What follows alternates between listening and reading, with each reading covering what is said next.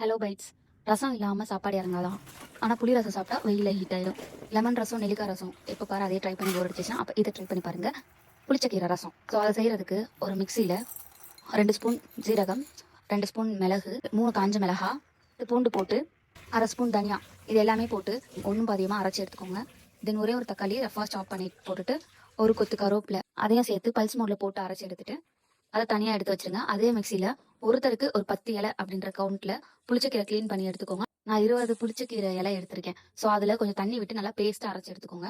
இது ரெண்டையும் as usual ரசம் செய்கிற மாதிரி ரசம் செய்கிற பாத்திரத்தில் ஒரு ஸ்பூன் ஒரு 10 to 15 ml கடலை எண்ணெய் ஊற்றிட்டு அதில் கருவேப்பிலையும் காஞ்ச மிளகாவும் போட்டு தாளிச்சிட்டு அரைச்சி வச்சிருந்த பேஸ்ட் அண்ட் அரைச்சி வச்சிருந்த மிளகு சீரகம் திப்பி இது ரெண்டையும் ஆட் பண்ணி பச்சை வாசனை போகிற வரைக்கும் ஒரு 5 minutes லோ ஃப்ளேம்லேயே வச்சு அப்பப்போ கிண்டி விட்டுட்டீங்கன்னா ஸ்மெல் நல்லா போயிடும். அதுக்கப்புறம் உங்களுக்கு எந்த அளவுக்கு தண்ணி தேவையோ, புளிப்பு உங்களுக்கு அதிகம் வேணுமோ கம்மி வேணுமோ அதுக்கேற்ற மாதிரி தண்ணி ஆட் பண்ணிட்டு உப்பு சேர்த்து கொதி வரைச்ச கொத்தமல்லி தூவி இறக்கிடுங்க. புளிச்சக்கீரை ரசம் உண்மையிலே காட்டா புளிப்பா சூப்பராக இருந்தது.